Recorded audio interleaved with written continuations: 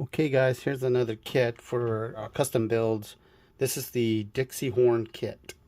All it has is a speaker, battery, power, and a charger port. Let's take a listen to it. One more time, closer. And that's all it does. It's just a standalone sound kit. Again, you could order with the long wire. This is a 65 millimeter.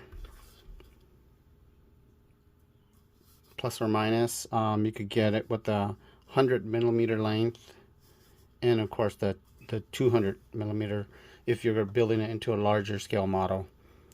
Also, this is a standard speaker that it comes with, or you could specify to get the larger speaker. This is 27 millimeters. Yeah, about 27 millimeters rounded speaker. This will be louder, but this is also loud once you install it in your car or like a chamber or something. When you play it,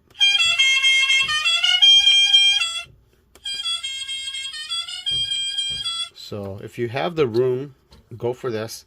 If you don't, this one still sounds good. All right, and that's about it. Let's listen to it one more time.